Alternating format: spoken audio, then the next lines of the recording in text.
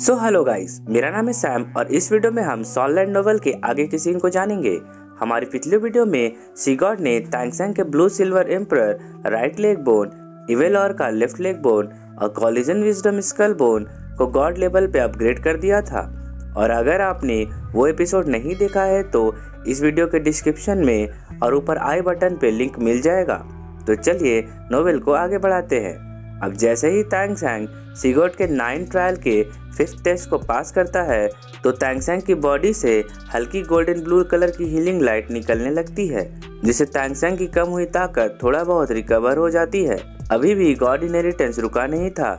जैसे ही 5वां platform golden blue colour के स्कल बोन के साथ अपने वास्तविक स्थान पर पहुंचता है, वैसे ही 6ठी प्लेटफॉर्म उड़कर तैंगसेंग के पास पहुंच जाती है।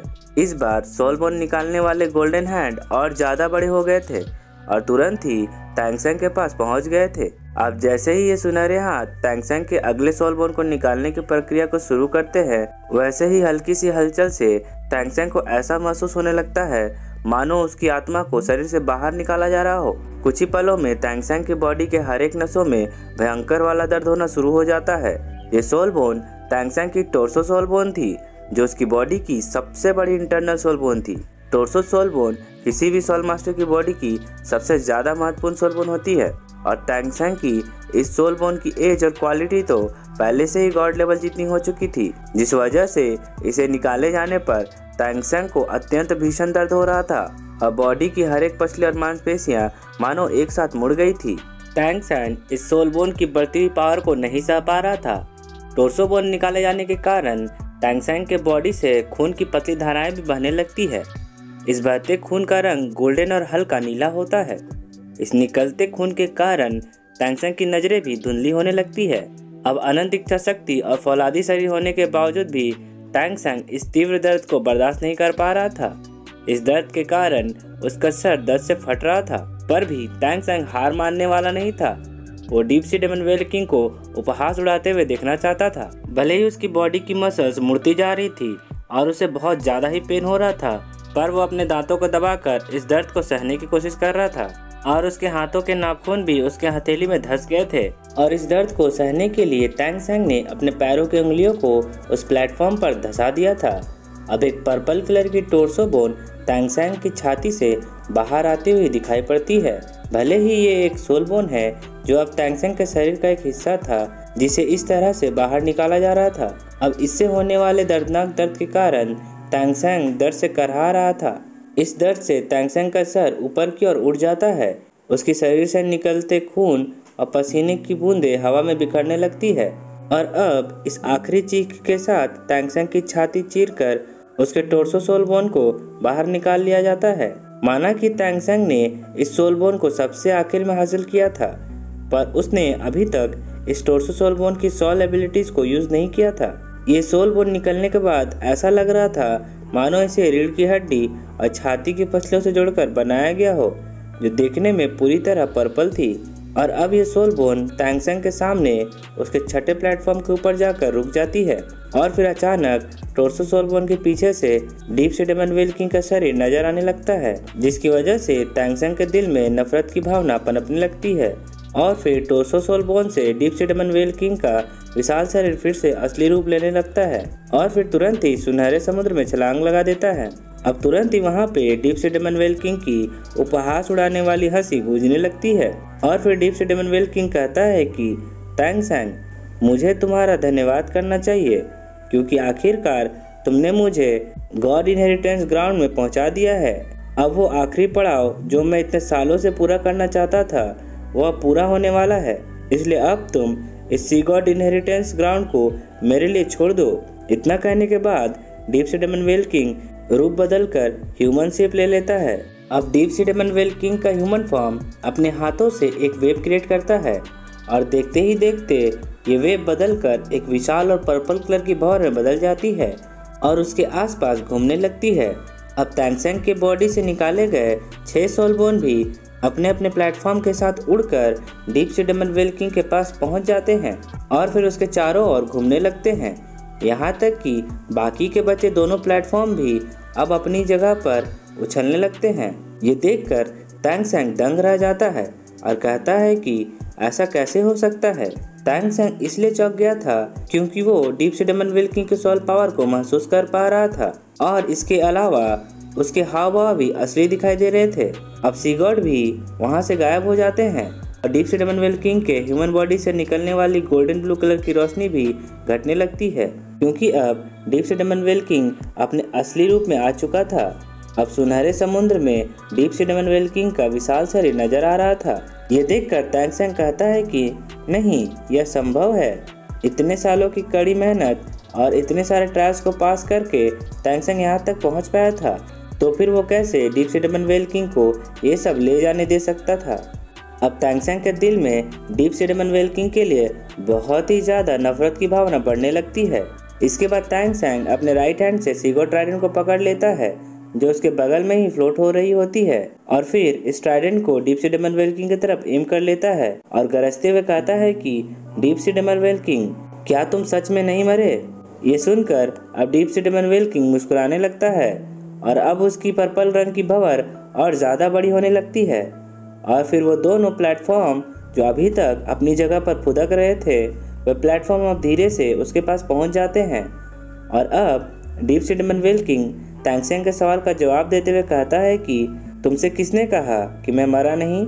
ये सच है, मैं सच में मर चुका हूँ, पर तुमने मेरे सोल पावर को नज़रअंदाज किया जो मैंने 10 लाख सालों से सहेज के रखा था। भले ही मेरे सोल बोन को निकाल लिया गया, पर मेरी आत्मा अभी भी जिंदा है। मैं बस इसी वक्त का इंतजार कर रहा था। मुझे उम्मीद नहीं था कि ये पल इतनी जल्दी आ जाएगा। इतना कहकर अब डीप सी डेमन वेल्किंग हंसने लगता है और फिर आगे कहता है कि मुझे इस सी गॉड इनहेरिटेंस के लिए तुम्हारा धन्यवाद करना चाहिए। अब ये इनहेरिटेंस ग्राउंड मेरा है। तैंग सेंग, मुझे यहाँ तक लाने के लिए तुम्हारा धन्यवाद। बस एक बार मैं गॉड बन जाऊँ और मेरे शरीर का पुनर्निर्माण हो जाए तो फिर मैं तुम्हारी लाश को ज्यों का त्यों छोड़ दूंगा। डीप सी डेमन वेल्किंग का नग्न भाषण सुनकर तैंग सेंग मुस्कुराने लगता है और फिर धीरे से अपने सी गॉड ट्राइडेंट को अपने बगल में वापस रख लेता है और फिर धीरे से कहता है कि नहीं, मुझे कुछ करने की जरूरत नहीं है। जहाँ तक मेरा मानना है, यहाँ कुछ भी करना बेकार है क्योंकि ये मेरा छठा टेस्ट है जो नफरत की भावना से जुड़ा है। इसलिए सी गॉड की अपनी डिवाइन पावर ने इस भ्रम को ऐसा तैयार किया है कि ये भ्रम बिल्कुल असली लगे और ऐसा सिचुएशन तैयार किया जैसे कि ये सच में हो सकता है। इसी वजह से यह भ्रम असली सा प्रतीत हो रहा है ताकि ये सीधा मेरी इमोशंस को प्रभावित कर सके। ये भ्रम सच में मुझे बेवकूफ़ बनाने की कोशिश कर रहा है, पर दुर्भाग्य से नफरत शब्द मेरी कमजोरी नहीं है। भले ही तुम्हारी आत्मा सी गॉड के पावर के साथ मिलकर मेरे गॉड इनहेरिटेंस को रोकना चाहती है, पर अब ये असंभव है। डीप सी डेमन वेल्किंग, जब मैंने प्यार से जुड़ी भावनाओं को पास कर लिया तो मुझे किस बात का डर? ये जो कुछ भी हो रहा है ये सब एक भ्रम है। डीप सी डेमन वेल्किंग, तुम कहते हो कि तुम्हारी आत्मा तुम्हारी सोल बोन में छिपी हुई थी जो अब आज़ाद हो चुकी है। अगर तुम ऐसा कर भी पाते हो तो क्या तुम्हारी आत्मा सी गॉड के इस वर्ल्ड में जिंदा रह पाती जो पूरी तरह से सी गॉड की डिवाइन पावर से भरी हुई है? और क्या तुम्हें मेरे गॉड इनहेरिटेंस के बीच में अड़चन डालने दिया जाता?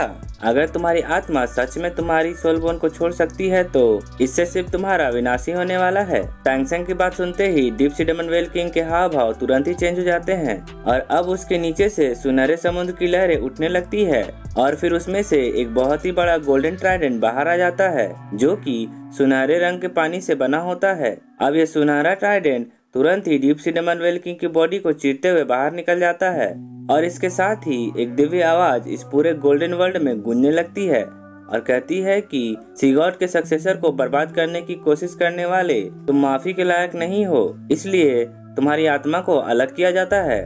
इस सूचना को सुनते ही डीप सी डेमन वेल्किंग जोर से चिल्लाता है और कहता है नहीं। पर अब सी गॉड इनहेरिटेंस की दुनिया में चाहे डीप सी डेमन वेल्किंग कितना भी ज्यादा ताकतवर क्यों ना हो, उसकी सोल पावर से यहाँ कुछ भी नहीं होने वाला था।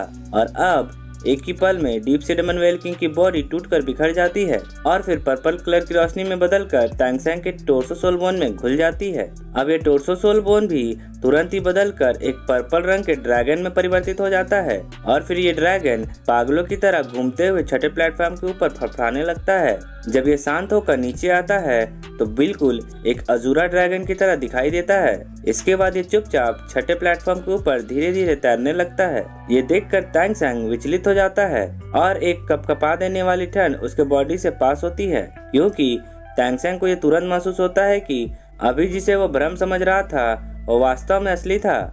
उस deep sea demon whale king ने सच में अपनी आत्मा को छिपा रखा था, नहीं तो उसके आत्मा के चकनाचूर होने की आवाज नहीं सुनाई देती। इसके बजाय ये पूरा भ्रम उसकी असली सच्चाई के साथ ही मिट जाना चाहिए था। अब तैंग सैंग सच में समझ चुका था कि deep sea demon whale king सच में पूरी तरह से नहीं मरा था। उसकी आत्मा सच में टोर्सो सोल बोन के अंदर छुपी हुई थी और इस मौके का इंतजार कर रही थी। ये सोचते ही तैंग सैंग का दिमाग इस डर से एक पल के लिए हिल गया था। वो समझ चुका था कि अगर उसने उस समय नफरत की भावना को नहीं छोड़ा होता तो हो सकता है कि सब कुछ सच में बदल जाता और वो deep sea demon whale king तैंग सैंग की जगह ले लेता और सीगॉड की डिविनिटी से इनहेरिट हो जाता। अब तुरंत ही तैंग सैंग को इस बात का भी ख्याल आता है कि जब उसकी टोर्सो सोल बोन को निकाला जा रहा था तब जरूर deep sea demon whale king का कुछ तत्व उस सोल बोन के साथ जुड़ा हुआ था, जिस वजह से उसे इतना भीषण दर्द का सामना करना पड़ रहा था। अब जैसे ही तैंग सैंग ये सब कुछ सोच लेता है तभी उसकी छठी प्लेटफॉर्म उड़कर दोबारा अपने असली स्थान पर पहुंच जाती है और फिर यहीं पे ये एपिसोड खत्म हो जाता है। सो गाइस, अगर आपको ये एपिसोड अच्छी लगी हो तो एक लाइक तो करना बनता है, और अगर आप एक नए एनाइम लवर है तो मेरे चैनल को जरूर सब्सक्राइब कर ले, क्योंकि मैं ऐसे ही वीडियोस लाता रहता हूँ। तो मैं मिलता हूँ आपसे नेक्स्ट वीडियो के साथ, तब तक के लिए take care and good day.